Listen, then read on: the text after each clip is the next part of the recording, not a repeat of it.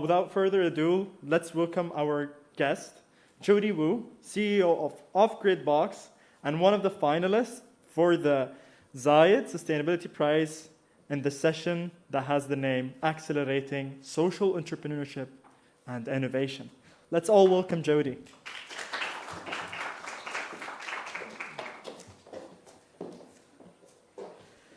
Good afternoon, everyone. Thank you. So as we're in the room together, I thought I'd make this a little bit, actually, is the mask, should I keep mask on or mask off? Okay. I often have people tell me that my English is difficult to understand through the mask, and I'm very honored to be here as part of the Youth for Sustainability Summit. This is so important, and I just, before I started, wanted to know how many of you know about the Zayed Sustainability Prize? A good number, a few don't, and I'm guessing there's some that are also joining virtually. So this is a prize that brings people from around the world, recognizing people in sustainability, and it has 4 different programs, or 5 actually, for companies that involves the water sector, food sector, health sector, and energy sector, and it also has the Global High Schools program. So you may have seen some of the winners and some of the students here earlier, but it's about encouraging projects and encouraging people to take action. And you all, as part of the forum, are part of that.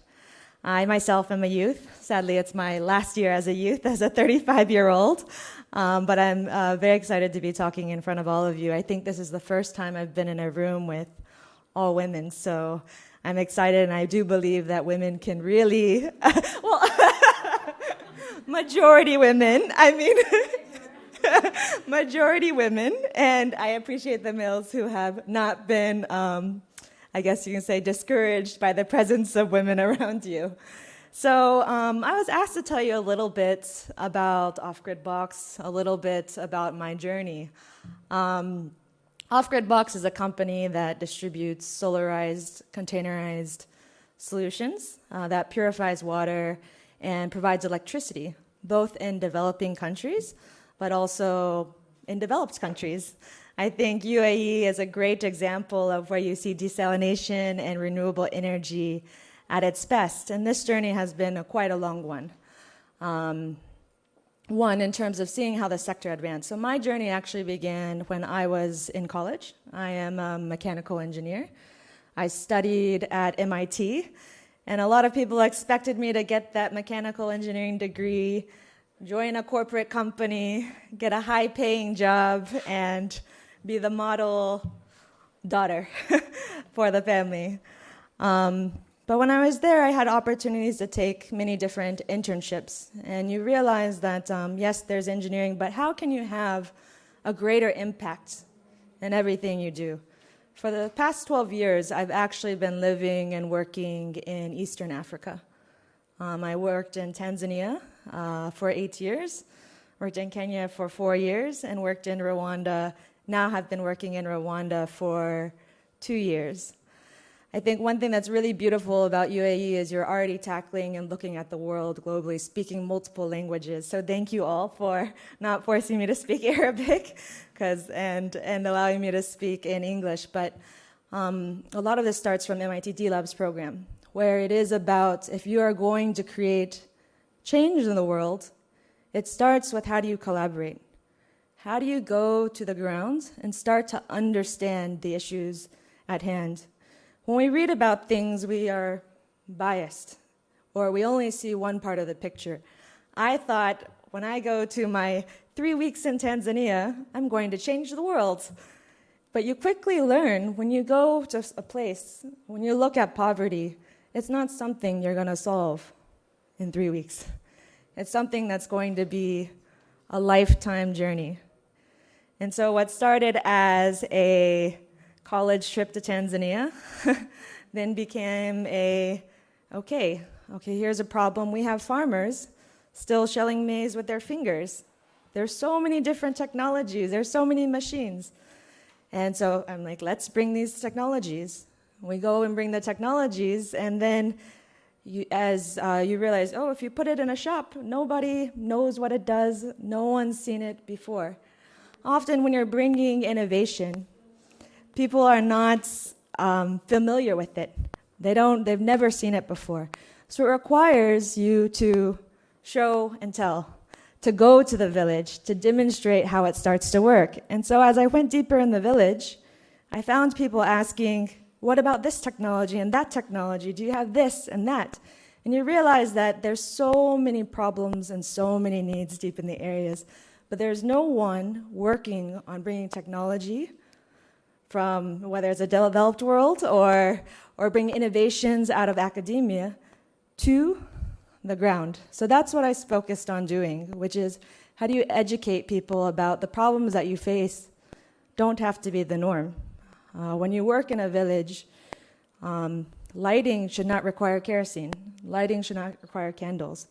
You can actually study with an LED light. So Africa's been a very exciting place to work in because it's leapfrogged so many different technologies. Some of that is, we never had anything such as a landline. Skipped right to mobile networks.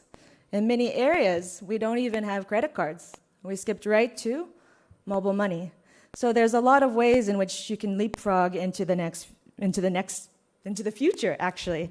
And so you as all youth, I think when I was young, solar was still considered an expensive technology. Everyone said, or even rich people are like, only rich people can afford solar. But what you find is, when you go to the villages, villagers are paying more to use fossil fuels, to use kerosene, to use petrol, to use all of that. And renewable energy is actually the cheap solution. Luckily, the world is getting smaller with logistics, with information, with mobile networks, and now solar is one of the cheapest solutions. It is the best solution. And so sustainability is actually becoming embedded in all the technology that we use. So my message to the youth and sort of my call for action is, as you start to do these things, it might not always be popular, especially with your parents. But there's all these opportunities and all these networks like you see here. And when you engage in this forum, you can start to see that there's prizes. And when your parents see you winning prizes, know that even though you're alone or might feel alone in this space, that you are paving the way for the next people to come. The other thing is that often you think cutting-edge tech is maybe only for UAE. But actually, your tech has application around the world. At OffGridBox, we are deploying a box that has 400 different components.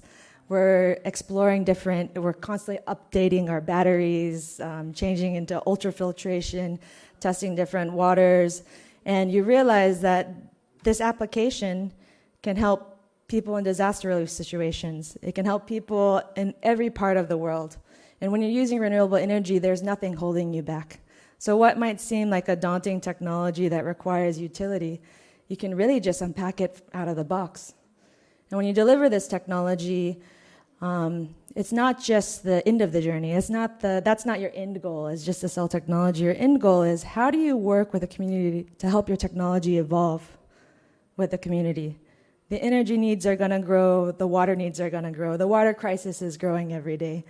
I believe the statistic now is 700 million people will be displaced because of lack of access to clean water. Already, there's 2 billion people without access to clean water.